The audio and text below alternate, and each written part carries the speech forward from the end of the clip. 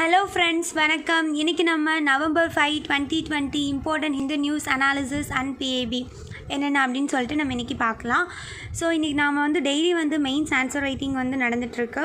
So நீங்கள் அதில் add ஆகணும், ஆன்சர் எழுதி நீங்கள் போஸ்ட் பண்ணணும் அப்படின்னா நீங்கள் கீழே டிஸ்கிரிப்ஷன் பாக்ஸில் டெலிகிராம் லிங்க் இருக்குது. ஸோ அதில் நீங்கள் ஆன்சர் எழுதி நீங்கள் அதில் போஸ்ட் பண்ணால் நான் எவாலுவேட் பண்ணி உங்களுக்கு தருவேன்.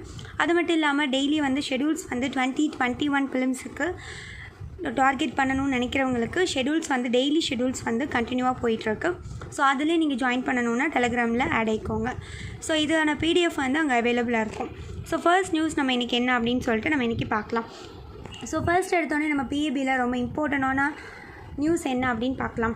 ஸோ இன்றைக்கி நேற்று பார்த்திங்கன்னா பினக்கா அப்படிங்கிற ஒரு ராக்கெட் டெஸ்ட் பண்ணியிருக்காங்க டிஆர்டிஓ.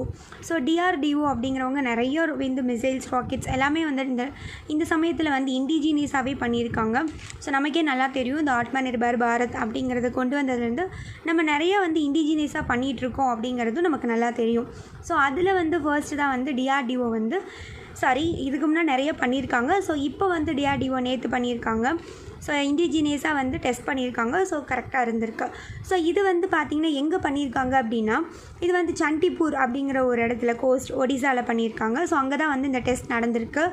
ஸோ இதுக்கு முன்னாடி பினக்கா MK1 அந்த ராக்கெட்டை ரீப்ளேஸ் பண்ணிவிட்டு இந்த பினக்கா ராக்கெட்ஸ் பண்ணியிருக்காங்க. ஸோ இது பார்த்திங்கன்னா இது ஒரு இண்டிஜினியஸாக இருக்கக்கூடிய ஒரு மல்டி பேரியல் ராக்கெட் அப்படின்னு சொல்லலாம். ஸோ அது என்ன மல்டி பேரியல் ராக்கெட் அப்படின்னா, இப்போ ஆக்சுவலாக இந்த மாதிரி ஒரு லாரி மாதிரி இருக்கும். ஸோ அதோட பேக் சைடில் நிறைய ராக்கெட்ஸ் இருக்கும். அந்த ராக்கெட்ஸ் ஒரு டைம்லேயே பார்த்திங்கன்னா நிறைய வரும். அதுதான் மல்டி பேரியல் ராக்கெட்ஸ் அப்படின்னு சொல்லுவாங்க. ஸோ இதோட ரேஞ்ச் பார்த்திங்கன்னா ரொம்ப அக்யூரேட்டாக டார்கெட் பண்ணக்கூடிய அந்த டார்கெட்டிங் கரெக்டாக அக்யூரஸியாக கொடுக்கும் அப்படின்னு சொல்லியிருக்காங்க. ஸோ அந்த ரேஞ்ச் 60 to 90 கிலோமீட்டர்ஸாக இருக்கும். இதை யார் டிப்ளாய்டட் பை அப்படின்னு பார்த்தீங்கன்னா இந்தியன் ஆர்மி தான். ஸோ அதையும் நம்ம இதில் தெரிஞ்சுக்கணும். ஸோ இந்த பினக்கா ராக்கெட் அப்படிங்கிறது நம்ம கண்டிப்பாக தெரிஞ்சுக்கணும், இம்பார்ட்டன்ட் அப்படிங்கிறதையும் நான் மென்ஷன் பண்ணுறேன். ஸோ நெக்ஸ்ட்டு நியூஸ் என்ன அப்படின்னு பார்த்தீங்கன்னா Prashant scheme. So Prashant scheme அப்படின்னா என்ன அப்படின்னு சொல்லிட்டு நம்ம இன்றைக்கி பார்க்கலாம். ஸோ இந்த பிரசாந்த் ஸ்கீம் அப்படிங்கிறது நம்ம மோஸ்ட்லி யூபிஎஸ்சியில் இந்த மாதிரி பிரசாந்த் ஸ்கீம் அப்படின்னா என்னன்னு கேட்கலாம். ஸோ அப்படின்னா அது எது ரிலேட்டட் டு அப்படின்னா நீங்கள் கண்டிப்பாக டூரிசம், அது மட்டும் இல்லாமல் இதில் மெயினாக பில்கிரிமேஜ் சைட்ஸ் அதை பற்றி நீங்கள் யோசிக்கணும். ஸோ பிரசாந்த் ஸ்கீம் அப்படிங்கிறது ஆக்சுவலாக 2015 தான் இன்ட்ரடியூஸ் பண்ணாங்க. ஸோ இது ஆக்சுவலாக ஃபுல் ஃபார்ம் என்ன அப்படின்னா pilgrimage rejuvenation and spiritual augmentation drive அப்படின்னு சொல்லுவாங்க. இது ஆக்சுவலாக ஒரு கவர்மெண்ட் ஸ்கீம் தான். இதில் என்ன ஃபோக்கஸ் பண்ணுவாங்க அப்படின்னா, நிறைய பில்கிரிமேஜ் சைட்ஸ் கோவில் தலங்கள்லாம் இருக்கும்ல. ஸோ அந்த மாதிரி பில்கிரிமேஜ் சைட்ஸை டெவலப்பிங் பண்ணணும். ஸோ அது நம்ம கண்ட்ரி ஃபுல்லாக எல்லா பக்கமும் இருக்கக்கூடியதில் டெவலப்பிங் பண்ணி அதை டூரிசம் ரிலேட்டடாகவும் கொண்டு வரணும், என்ரிச் பண்ணணும் அப்படிங்கிறதா இதோட மெயின் ஃபோக்கஸே. ஸோ அது யார் லான்ச் பண்ணியிருக்காங்க அப்படின்னா யூனியன் மினிஸ்ட்ரி ஆஃப் டூரிசம், அவங்க தான் இதை லான்ச் பண்ணியிருக்காங்க. ஓகேவா? ஸோ இதில் என்ன எய்ம் அப்படிங்கிறதையும் நம்ம தெரிஞ்சுக்கணும். தென் இதோட அப்ஜெக்டிவ் என்ன அப்படிங்கிறதையும் தெரிஞ்சுக்கணும். எய்ம் பார்த்திங்கன்னா டெவலப்மெண்ட் நிறையா இன்டெகிரேட்டடாக டெவலப்மெண்ட் கொண்டு வரணும். மெயினாக அந்த பில்கிரிமேஜ் டெஸ்டினேஷனாக பிளான் பண்ணி கொண்டு வரணும், ப்ரையரைஸ் பண்ணணும், அதுக்கப்புறம் சஸ்டைனபிள் மேனரில் கொண்டு வரணுங்கிறது இவங்க எய்ம். இதில் மெயினாக அப்ஜெக்டிவ் நீங்கள் தெரிஞ்சுக்கணும். இந்த மாதிரி பண்ணுறதுனால என்ன நோக்கம் அது நமக்கு தெரியணும். இது மாதிரி இவன் பண்ணால் எம்ப்ளாய்மெண்ட் ஜென்ரேட் ஆகும், அதே நேரம் எக்கனாமிக் டெவலப்மெண்ட் ஆகும், அதே நேரம் டூரிசம் நிறைய அட்ராக்டிவ் ஆவாங்கல்ல. ஸோ அதுக்காகவும், அது மட்டும் இல்லாமல் அந்த local art and culture handicrafts எல்லாம் ப்ரொமோட் ஆகும் அப்படிங்கிற அந்த கான்செப்ட்காக தான் இது பண்ணியிருக்காங்க. ஸோ இதையும் நம்ம இதில் தெரிஞ்சுக்கணும். அடுத்தது US formally exist Paris pact. ஆக்சுவலாக நமக்கு நல்லாவே தெரியும், நம்மளுக்கு பார்த்திங்கன்னா ரொம்ப அதிகப்படியாக கார்பன் டை ஆக்சைடு எமிஷன் அதிகமாக இருக்குது. ஸோ அந்த கார்பன் டை ஆக்சைடு எமிஷனை கம்மி பண்ணணும் அப்படிங்கிறதுக்காக 2015 பாரிஸ் அக்ரிமெண்ட் அப்படிங்கிற ஒரு விஷயம் இருக்கும். அதை நம்ம செயல்படுத்தணுங்கிறதுக்காக நம்ம நிறைய ரெனியூவபிள் எனர்ஜியை டார்கெட் பண்ணி நம்ம இந்தியா போயிட்டுருக்கு. சோலார் எனர்ஜி, விண்ட் எனர்ஜின்னு சொல்லி நம்ம போயிட்டுருக்கோம். பட் இந்த பாரிஸ் அக்ரிமெண்ட்லேருந்து யூஎஸ் நவம்பர் மாதம் நாங்கள் வெளியில் வரோம் அப்படிங்கிற மாதிரி சொல்லிட்டு இருந்தாங்க. பட் இப்போ ஃபார்மலாக அஃபிஷியலாக வெளியில் வந்திருக்காங்க. ஸோ அதை பற்றின விஷயங்கள் தான் இதில் யூஎஸ் என்ன பண்ணியிருக்காங்க அப்படின்னா, நேற்று ஃபார்மலாக பாரிஸ் அக்ரிமெண்ட்டில் அந்த குளோபல் லெவலில் அந்த பேக்ட் போட்டிருக்காங்க. ஸோ அதுலேருந்து வெளியில் வர்றதா சொல்லியிருக்காங்க. ஸோ இது 2015 தான் போட்டாங்க. இந்த பாரிஸ் அக்ரிமெண்ட்டோட முக்கிய நோக்கமே என்ன அப்படின்னா, இது வேர்ல்டு வைடாக நிறைய கார்பன் டை ஆக்சைடு எமிஷன் ஆகிட்டுருக்கு. ஸோ அதை ப்ரீ இண்டஸ்ட்ரியல் லெவல்லேருந்து 1.5 டிகிரி செல்சியஸ் வரைக்கும் கீழே கம்மி பண்ணணும், அதுக்கு மேலே போகக்கூடாது அப்படிங்கிறது தான் இவங்களோட முக்கிய நோக்கமே. ஏன்னா 2 செல்சியஸ்க்கு மேலே போயிடுச்சு, 2 டிகிரி செல்சியஸ்க்கு மேலே போயிடுச்சு அப்படின்னா அது வந்து என்ன ஆகும், கார்பன் டை ஆக்சைடு அதிகமாக நிறைய வந்து அந்த கிளேஷியர்லாம் உருகி லெவல் அதிகமாகும், நிறைய ஸ்டோம்ஸ் க்ரியேட் ஆகும், வறட்சி வரும், இந்த மாதிரி ஏகப்பட்ட ஃப்ளட்டு வரும், நிறைய பிரச்சனைகள் வந்து க்ரியேட் ஆகும். அப்போ பாரிஸ் அக்ரிமெண்ட் வந்து ஆக்சுவலாக வந்து ஒரு வாலண்டரி டார்கெட் தான். நமக்கு வந்து விருப்பப்பட்டு நம்ம நலனுக்காக சொல்கிறாங்க அப்படின்னா நம்ம என்ன பண்ணணும், அந்த greenhouse gas emission carbon டை ஆக்சைடை கம்மி பண்ணணும். இப்போ பார்த்தீங்கன்னா யூஎஸ் அப்படிங்கிறவங்க வந்து இந்த மாதிரி ஏன்னா யூஎஸ் அப்படிங்கிறவங்க வந்து ஒரு டெவலப்டு கண்ட்ரி. அவங்க பார்த்திங்கன்னா செகண்ட் மோஸ்ட்டாக இருக்காங்க இந்த மாதிரி கார்பன் டை ஆக்சைடை எமிட் பண்ணுறதில்ல. அப்படிங்கிறப்ப ஈவன் பார்த்திங்கன்னா சைனாவே வந்து 2060 வந்து நான் நியூட்ரல் ஆயிடுவேன், இந்த மாதிரி கார்பன் டை ஆக்சைடு எமிஷனை வந்து நான் கண்ட்ரோல் பண்ணிடுவேன், நான் பாரிஸ் அக்ரிமெண்ட் சொல்கிறபடி நடந்துக்குவேன்னு சொல்லிகிட்டு இருக்காங்க. பட் ஆனால் வந்து யூஎஸ் வந்து இதில் வெளியில் வராங்க. ஸோ இதுதான் அதில் சொல்கிறாங்க. இதில் நீங்கள் மெயினாக யோசிக்க வேண்டிய விஷயம் என்ன அப்படின்னா, இந்த பாரிஸ் கிளைமேட் அக்ரிமெண்ட் அப்படின்னா என்னென்னு தெரிஞ்சுக்கணும். ஸோ அதை பற்றி இப்போ நான் வந்து பார்க்கலாம். ஸோ பாரிஸ் அக்ரிமெண்ட் அப்படிங்கிறது வந்து என்ன சொல்லுவாங்க அப்படின்னா, ஒரு கான்ஃபரன்ஸ் ஆஃப் பாரிஸ் பார்ட்டிஸ் 21ன்னு சொல்லலாம், அல்லது COP அப்படின்னு கூட சொல்லலாம். இதில் மெயினாக வந்து அவங்க ஃபோக்கஸ் பண்ணுற விஷயமே என்ன அப்படின்னா அந்த கிளைமேட் சேஞ்ச் தான். ஸோ இது வந்து அடாப்ட் பண்ணது 2015. இது வந்து கொயட்டோ ப்ரோட்டோகாலை வந்து ரீப்ளேஸ் பண்ணி தான் வந்து இதை பண்ணியிருக்காங்க. ஸோ கொயட்டோ ப்ரோட்டோகால் அப்படிங்கிறது அப்போ வந்து கிளைமேட் சேஞ்ச் ரிலேட்டடான விஷயங்கள் தான். பட் இப்போ அதை ரீப்ளேஸ் பண்ணியிருக்காங்க. இவங்களோட எய்மே என்ன அப்படின்னா, நம்ம குளோபல் லெவலில் இருக்கக்கூடிய அந்த க்ரீன் ஹவுஸ் கேஸ் எமிஷன் வந்து கார்பன் டை ஆக்சைடு வந்து அந்த லிமிட்டை வந்து கம்மி பண்ணணும் அப்படிங்கிறது தான் அவங்களோட முக்கியமான நோக்கமே. அதை வந்து நம்ம 1.5 டிகிரிக்கு மேலே போகக்கூடாது 2100க்குள்ளே அப்படிங்கிறது இவங்களோட முக்கிய நோக்கம். இதில் என்ன பண்ணுவாங்க அப்படின்னா, ஃபினான்ஷியல் லாஸஸ் வந்து நிறைய வல்னரபிள் கண்ட்ரிஸ் வந்து ஃபேஸ் பண்ணிகிட்ருக்காங்க, அதை சரி பண்ணணும். அது மட்டும் இல்லாமல் நிறைய டெவலப்பிங் கண்ட்ரிஸ் வந்து டெவலப்டு கண்ட்ரிஸ் வந்து நிறைய அமௌண்ட் கொடுத்து அதை சரி பண்ணணும். இப்போ பார்த்திங்கன்னா அவங்க தானே அதிகப்படியாக எரிக்கிறாங்க, நிறைய வந்து கார்பன் டை ஆக்சைடு எமிட் பண்ணுறதே டெவலப்டு கண்ட்ரிஸ் தான் when comparing to developing countries.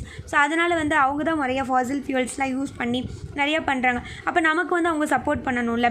But இது ஒரு விஷயம் என்னென்னா, இது நாட் லீகலி பைண்டிங். இது கண்டிப்பாக அவங்க சொன்னால் கேட்கணும்னு அவசியம் இல்லை, அது அவங்கவுங்க விஷயம். அதனால தானே இப்போ யூஎஸ் கூட வெளியில் வராங்க. ஸோ இது நாட் லீகலி பைண்டிங் யாருக்கு அப்படின்னு டெவலப்டு கண்ட்ரீஸ்க்கு. ஸோ அதையும் நம்ம தெரிஞ்சுக்கணும். ஸோ இந்த கான்செப்ட் வந்து வெரி வெரி இம்பார்ட்டன்ட் அப்படிங்கிறதையும் வந்து இதில் நான் சொல்கிறேன். ஸோ இதை பற்றி நீங்கள் கண்டிப்பாக தெரிஞ்சுக்கணும், வெரி வெரி இம்பார்ட்டன்ட். ஏன்னா இது வந்து என்விரான்மெண்ட் பாயிண்ட் ஆஃப் வியூவில் வெரி இம்பார்ட்டன்ட்.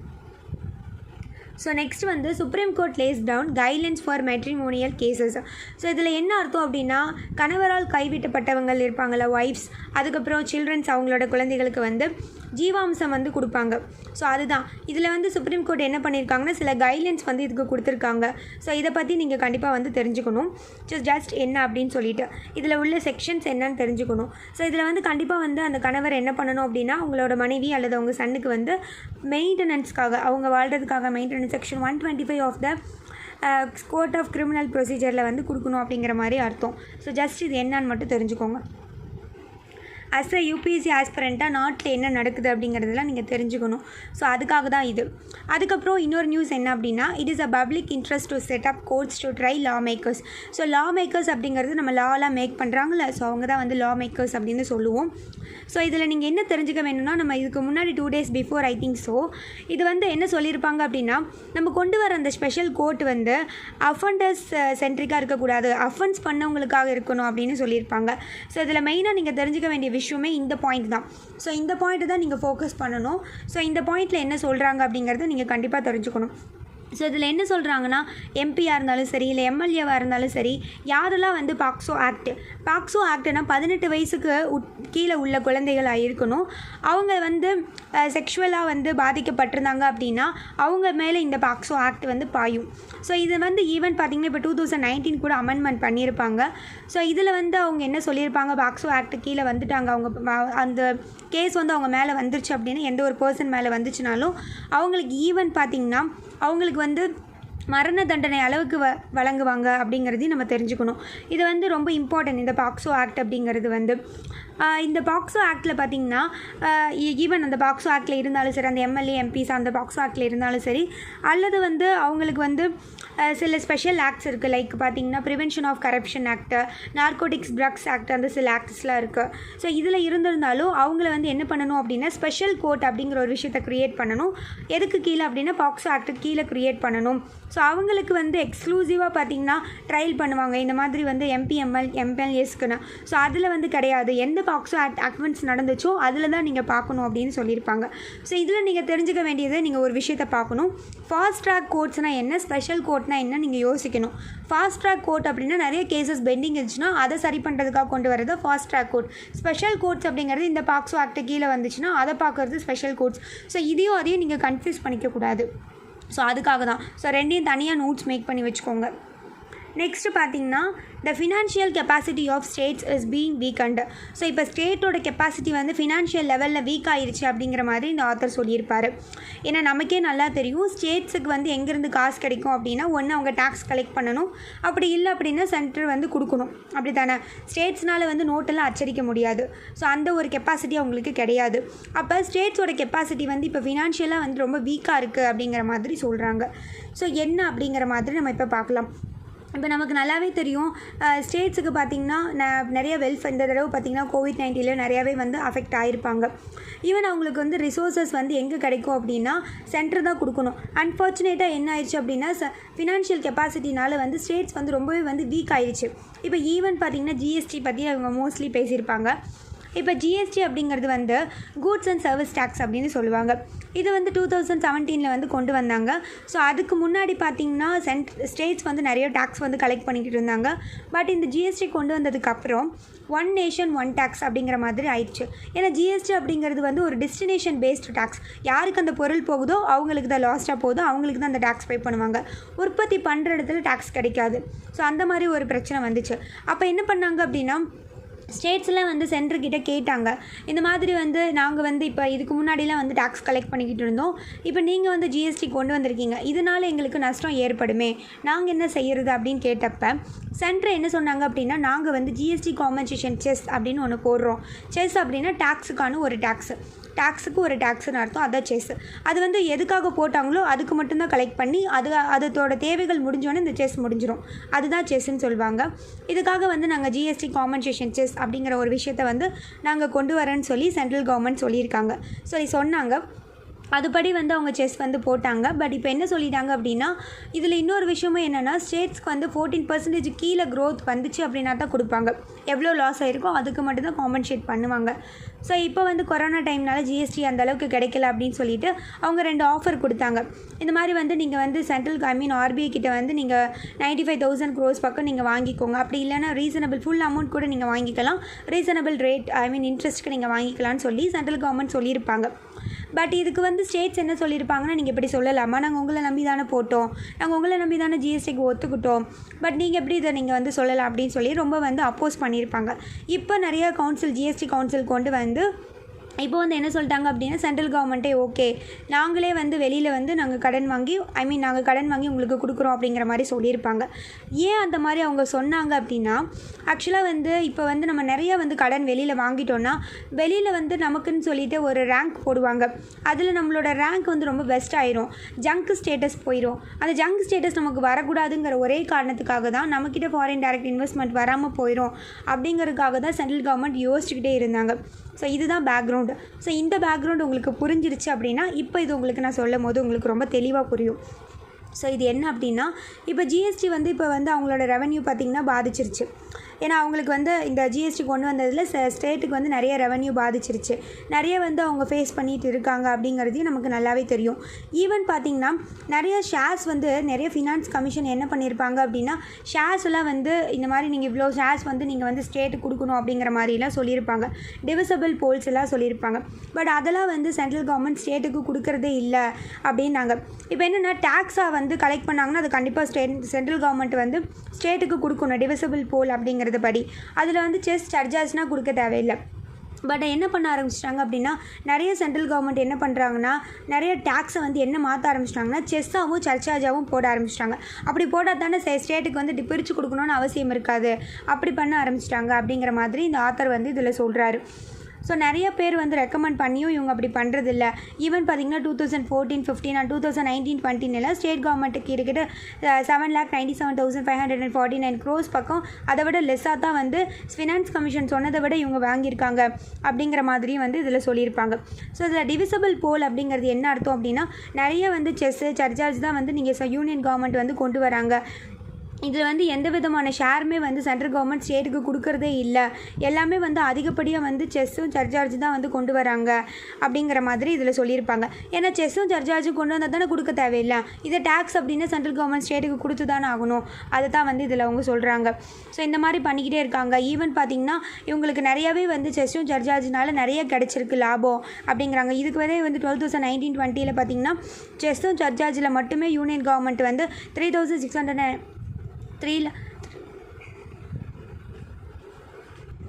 ஈவன் பார்த்திங்கன்னா 3,69,000 லெவல் சம்திங் இவ்வளோ கிடச்சிருக்கு. ஸோ இவ்வளோ க்ரோஸ் வந்து அவங்களுக்கு எங்கேருந்து கிடச்சிருக்கு அப்படின்னு பார்த்தீங்கன்னா செஸ் அண்ட் சர்சார்ஜ்லேருந்து தான் கிடச்சிருக்கு. செஸ் அப்படின்னா நான் சொல்லியிருக்கேன் டேக்ஸ் ஆன் டேக்ஸ் அப்படிங்கிறது மாதிரி உங்களுக்கு தெரியும். ஸோ இது எல்லாமே வந்து அவங்க டேக்ஸாக வந்து கொடுத்தா வந்து நமக்கு கொடுக்கணும், ஐ மீன் ஸ்டேட்டுக்கு கொடுக்கணுங்கிறதுக்காகவே அவங்க என்ன பண்ணிட்டாங்க, செஸ்ஸாகவும் சர்சார்ஜாகவுமே போட்டிருக்காங்க அப்படிங்கிற மாதிரி இதில் சொல்கிறாங்க. ஸோ ஈவன் பார்த்திங்கன்னா ஃபினான்ஸ் கமிஷன் சொன்னபடியும் அவங்க கொடுக்கல, இவ்வளோ கொடுக்கணும்னு சொல்லியிருப்பாங்க, அதுபடியும் தரல. இதில் வந்து வேறு ஜிஎஸ்டி வேறு ஷார்ட் ஃபால் ஆயிடுச்சு. ஷார்ட் ஃபால் ஆனோன்னு என்ன சொல்லிட்டாங்க, இப்போ நான் ஆல்ரெடி சொன்ன மாதிரி அந்த காம்பன்சேஷனும் வந்து இப்போ ஆக்சுவலாக வந்து ஜிஎஸ்டி காம்பன்சேஷன் வந்து 2021-2022 முடிஞ்சிடும். இப்போ அவங்களால தர முடியலன்னு சொல்லி அதை எக்ஸ்டெண்ட் பண்ணியிருக்காங்க. ஸோ அந்த மாதிரி இருக்குது. இந்த மாதிரிலாம் பிரச்சனைகள் வந்து நிறையா வந்து ஸ்டேட்ஸ் வந்து ஃபேஸ் பண்ணிகிட்ருக்காங்க. இப்போ பார்த்திங்கன்னா 3 லட்சம் கோடி ரூபாய் தான் வந்து ஜிஎஸ்டி ஷார்ட் ஃபாலில் வந்து ஸ்டேட்டுக்கு கொடுக்குறதா சொல்லியிருக்காங்க. அப்போ ரிமைனிங் 1.8 lakh crores வந்து யார் தருவா, அப்போ அது என்ன, அதை பற்றி யாருமே பேசவே இல்லை அப்படிங்கிற மாதிரி சொல்கிறாங்க. நிறைய வந்து இதனால் வந்து அஃபெக்ட் ஆகிருக்காங்க அப்படிங்கிற பற்றி தான் வந்து இதில் மோஸ்ட்லி வந்து அவங்க எம்ஃபசைஸ் பண்ணி சொல்லியிருக்காங்க. ஸ்ட்ராங் ஸ்டேட்டாக இருந்தால் மட்டும்தான் அங்கே வந்து ஸ்ட்ராங்கர் இந்தியாவாக வாழ முடியும் அப்படிங்கிறதையும் வந்து, ஏன்னா நம்ம கண்ட்ரி வந்து ஃபெடரல் கண்ட்ரி. ஸோ இந்த மாதிரி பண்ணும்போது ஃபெடரல் ஸ்ட்ரக்சர் வந்து பாதிக்கும் அப்படிங்கிறத வந்து இதில் மோஸ்ட்லி வந்து எம்ஃபசைஸ் பண்ணியிருக்காங்க. அடுத்தது செகண்ட் வந்து இதில் மோஸ்ட்லி வந்து இந்த டேர்ம் எல்லாமே கண்டிப்பாக வந்து ஒருத்தவங்களுக்கு வந்து புதுசாக வந்து நியூஸ் பேப்பர் படிக்கிறீங்க அப்படின்னா ஈவன் நீங்கள் டிக்ஷனரியும் யூஸ் பண்ணி படிச்சிங்கனாலும் இந்த ஆர்டிக்கல் கண்டிப்பாகவே வந்து ரொம்ப குழப்பம். ஏன்னா இந்த ஆர்டிக்கல் வந்து ரொம்பவே வந்து டெக்னிக்கலாக பேசியிருக்காங்க, ஒரு எக்கனாமிஸ்ட்டாக பேசியிருக்காங்க. ஏன்னா நிறைய எக்கனாமிஸ்ட் பேசும்போது அவ்வளோ ஈஸியாக வந்து ஒரு சாதாரணமாக படிக்கும் போது கண்டிப்பாக புரியாது, கண்டிப்பாக ஸ்ட்ரகிள் ஆகும். ஸோ இந்த ஆர்டிக்கல் புரியல அப்படின்னு சொல்லிட்டு நீங்கள் கண்டிப்பாக வருத்தப்படாதீங்க. ஸோ இதில் வந்து என்ன சொல்ல வராங்கங்கிற அந்த பாயிண்ட்ஸ் மட்டும் நம்ம தெரிஞ்சுக்கிட்டால் போதும். இப்போ அந்த ரூல்ஸ் ஆஃப் எக்கனாமி வந்து யாருக்கு ஃபேவராக இருக்குது அப்படின்னா வேணால் வெல்த்தியாக இருக்கக்கூடிய இன்வெஸ்டருக்கு தான் ஃபேவராக இருக்குது. மோஸ்ட்லி பார்த்திங்கன்னா இது ஒர்க்கர்ஸ்க்கோ என்டர்பிரினருக்கோ ஃபேவராக இல்லை அப்படிங்கிற மாதிரி தான் இதில் சொல்கிறாங்க. இதுக்கு வந்து அவர் வந்து ஒரு 3 சொல்யூஷன் கொடுத்துருப்பாரு. அந்த 3 சொல்யூஷன் நீங்கள் தெரிஞ்சுக்கிட்டிங்கன்னா போதும். நம்ம எக்கனாமி வந்து ஃப்ரீ அப் பண்ணணும், மார்க்கெட்ஸ் வந்து ஃப்ரீ அப் பண்ணணும், அதிகமாக வந்து ப்ரொடக்டிவிட்டி அதிகப்படுத்தணும், அதே மாதிரி டெக்னாலஜி வந்து அப்ளை பண்ணணும். இன்னும் நமக்கு நல்லாவே தெரியும். இப்போ வந்து பார்த்திங்கன்னா இப்போ ரீசெண்டாக பார்த்திங்கன்னா நிறையா வந்து ஃபார்ம் லா கொண்டு வந்தாங்க. ஸோ அதில் வந்து ஏபிஎம்சி மண்டீஸில் வந்து நீங்கள் போட தேவையில்லை. ஏன்னா இடையில வந்து மிடில் மேன் தான் உங்ககிட்ட இருக்கிற காசெல்லாம் வந்து உங்களை விட அவங்க தான் அதிகமாக சம்பாதிக்கிறாங்க. ஸோ அதனால் வந்து நீங்கள் ஏபிஎம்சி மண்டீஸில் வந்து நீங்கள் வந்து உங்களோட பொருட்களை வந்து கொடுக்க தேவையில்லை அப்படின்னு சொல்லி ஃபார்மர்ஸ் கிட்ட சொல்லியிருப்பாங்க. பட் ஃபார்மர்ஸ் என்ன சொல்லியிருப்பாங்கன்னா ஏபிஎம்சி மண்டீஸில் போடலை அப்படின்னா எங்களுக்கு வந்து மினிமம் சப்போர்ட் ப்ரைஸ் வந்து எப்படி கிடைக்கும், ஏன்னா ஏற்கனவே வந்து பீகாரில் அப்படி தான் நீங்கள் வந்து அபாலிஷ் பண்ணிங்க ஏபிஎம்சி மண்டீஸில் போட வேணான்னு சொல்லிட்டு, பட் அவங்க ரொம்பவே வந்து எம்எஸ்பி ரேட்டை விட கம்மியாக வந்து தான் வாங்கினாங்க. இதனால் ரொம்ப அஃபெக்ட் ஆவாங்கன்னு சொல்லிட்டு நிறைய ப்ரொடெஸ்ட் பண்ணியிருப்பாங்க. பட்டு இதில் என்ன பிரச்சனை அப்படின்னா அவங்க வந்து ரொம்ப ஃப்ளெக்சிபிள் கொடுத்துட்டாங்க கவர்மெண்ட்டை. பட் ரொம்ப ஃப்ளெக்சிபிளாகவும் இருக்கக்கூடாது, இதுக்கு முன்னாடி ரொம்ப ரிஜிடாக இருந்தாங்க. ஸோ அப்படி இருக்கக்கூடாது, ஒரு இன்டர்மீடியட் ஜோனில் இருந்தால் மட்டும்தான் அது கரெக்டாக இருக்கும். அப்படி தானே? ஏன்னா ரொம்ப ஃப்ளெக்சிபிளாக இருந்தோம்னா நிறைய ப்ரைவேட் காரவங்க வந்து என்ன பண்ண ஆரம்பிச்சிருவாங்க, நமக்குள்ளே வந்து ரொம்ப வந்து சுரண்டல் வந்து நம்மளோட அந்த ஃபார்மர்ஸோடது எல்லாத்தையும் சுரண்டி வாங்கிட்டு போயிடும், நமக்கு எதுவும் கிடைக்காம போயிடும், ஃபார்மர்ஸ்க்கு வந்து கிடைக்காம போயிடும். இதே ரொம்ப வந்து கடுமையாக இருந்தாங்க அப்படின்னா ஃபார்மர்ஸ் அஃபெக்ட் ஆயிடுவாங்க. அப்போ ரெண்டுமே இல்லாமல் ஒரு இன்டர்மீடியட் ஜோனில் இருக்கணும். ஒரு இன்டர்மீடியட்லேயே ஒரு லா கொண்டு வந்தாங்கன்னா ஈஸியாக இருக்கும் அப்படிங்கிற மாதிரி வந்து இவர் சொல்லியிருப்பார். ஸோ இப்படி கொண்டு வரணும். ஒரு குட் மார்க்கெட் அப்படிங்கிறது எப்படி இருக்கணும் அப்படின்னா ஒரு ஸ்மூத் டிரான்சாக்ஷனாக இருக்கும், வாங்குறவங்களுக்கும் சரி விற்கிறவங்களுக்கும் சரி ஒரு நல்ல ஒரு டிரான்சாக்ஷனாக இருக்கணும் அப்படிங்கிற மாதிரி சொல்லியிருப்பார். அப்போ ப்ரொடக்டிவிட்டி இம்ப்ரூவ்மெண்ட் பண்ணால் தான் நம்ம எக்கனாமியோட ப்ராக்ரஸே இருக்குது. அப்போ ப்ரொடக்டிவிட்டி அப்படிங்கிற ஒரு ரேஷியோ அப்படிங்கிறது இன்புட் அப்படிங்கிறது டினாமினேட்டராகவும் அவுட்புட் அப்படிங்கிறது நியூமரேட்டராகவும் இருக்கணும். ஒரு நல்ல ஒரு ப்ரொடக்டிவிட்டி கிடைக்கணும் அப்படின்னா அவுட்புட் டிவைடட் பை இன்புட்டாக இருக்கணும் அப்படிங்கிற மாதிரி இதில் வந்து அவங்க எம்ஃபசைஸ் பண்ணி சொல்லியிருப்பாங்க. நிறையா பார்த்திங்கன்னா கம்பெனிஸில் என்ன பண்ணுறாங்க அப்படின்னா அவங்க வந்து நிறைய இம்ப்ரூவ் பண்ணணும் அப்படின்னா ப்ரொடக்டிவிட்டியை நிறைய அட்வான்ஸ் டெக்னாலஜிஸ்லாம் யூஸ் பண்ணி தான் நிறைய கேபிட்டல் ரிச் என்டர்பிரினர்ஸ் கண்ட்ரீஸ்லாம் பண்ணுறாங்க. பட் இதே வந்து சில பேர் என்ன பண்ணுறாங்க, நல்லா வந்து அந்த மேனேஜிங்கில் இருக்கிறவங்களும் அந்த லேபர்ஸ்க்கு வந்து ஒரு நல்ல ஒரு கம்மியான இருக்கக்கூடிய அந்த ரிசோர்ஸஸ் வச்சு நல்ல ஒரு ப்ரொடக்டிவிட்டி கொண்டு வராங்க. ஸோ அது இன்னொரு பாயிண்ட்டு. ஸோ இந்த மாதிரி தான் வந்து இந்த 3 சோர்ஸ் பண்ணி தான் வந்து நிறைய வந்து இதில் எக்ஸாம்பிளாக வந்து நிறைய கேஸ் ஸ்டடீஸ்லாம் கூட சொல்லியிருப்பாங்க. ஸோ அதெல்லாம் வந்து நமக்கு அவ்வளோவா வந்து முக்கியம் கிடையாது. ஜஸ்ட் இந்த 3 பாயிண்ட்ஸ் என்ன அப்படிங்கிறத தெரிஞ்சுக்கணும். அதுக்கு மட்டும் இல்லாமல் நம்ம இன்டர்மீடியட்டாக வந்து ஒரு லேபரில் கொண்டு வரலாம். ஒரு பெட்டர் அவுட்புட் வரணும். அதுக்கு நம்ம வந்து ரொம்ப அதிகப்படியாக வந்து இன்வெஸ்ட்மெண்ட் பண்ணி அவுட்புட் கம்மியாக வந்து அது லாபம் கிடையாது. அது வந்து ப்ரொடக்டிவிட்டி இன்க்ரீஸா அப்படின்னு கேட்டால் கிடையாது.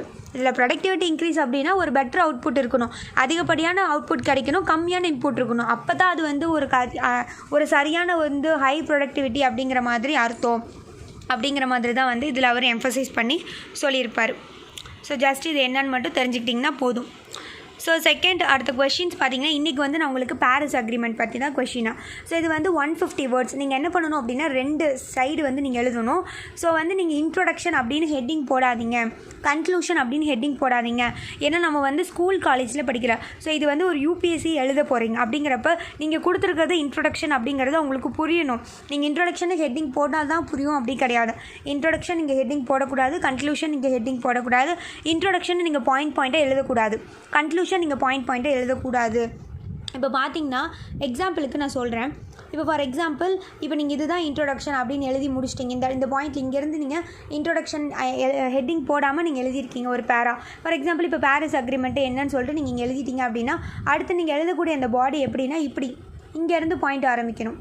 ஸோ இங்கேருந்து பாயிண்ட் ஆரம்பித்து அதுக்கப்புறம் சில ஃப்ளோ சார்ட்ஸ்லாம் மேக் பண்ணுறது, இந்த மாதிரிலாம் நீங்கள் பண்ணி எழுதினீங்கன்னா உங்களோட ஆன்சர் வந்து ரொம்ப நல்லாயிருக்கும். இப்படி நிறைய ஃப்ளோ சார்ட்ஸ் எழுதுறது, இல்லைன்னா ஒரு பாயிண்ட்ஸ் இந்த பாயிண்ட்டாக எழுதாமல் ஃபுல்லாகவே பாயிண்ட்டாகவே முடிக்காமல் எப்படி எழுதலான்னா இப்போ நீங்கள் இன்ட்ரோடக்ஷன் இந்த மாதிரி போயிட்டு கீழே வந்து ஒரு இப்போ இந்த மாதிரி இப்படி ஒரு இன்ட்ரோடக்ஷன் நீங்கள் இங்கே இன்ட்ரோடக்ஷனுக்கு டைட்டில் போடாமல் ஜஸ்ட் அது என்ன அப்படின்னு சொல்லிட்டு பாரிஸ் அக்ரிமெண்ட்னா என்ன அந்த மாதிரி கூட நீங்கள் எழுதலாம். இல்லைன்னா நம்ம அப்கமிங்கில் இப்போ நம்ம எவ்வளோ ஃபேஸ் பண்ணிகிட்ருக்கோம் அந்த மாதிரி நீங்கள் எழுதிட்டு, இல்லைனா ஒரு பாயிண்ட்டாக எழுதிட்டு வேறு இன்னொரு ஹெட்டிங் போட்டுட்டு அங்கே ஒரு பாயிண்ட்டாக எழுதலாம். அப்புறம் நிறைய ஃப்ளோ சார்ட்ஸு, இதனால் என்னென்ன பாசிட்டிவ்ஸ் வரும், என்னென்ன நெகட்டிவ்ஸ் வரும். அதுக்கப்புறம் கன்க்ளூஷன் நீங்கள் போடக்கூடாது. கன்க்ளூஷன் சொல்லிட்டு ஒரு 3 to 4 லைன்ஸ் வந்து நீங்கள் எழுதி முடிக்கணும்.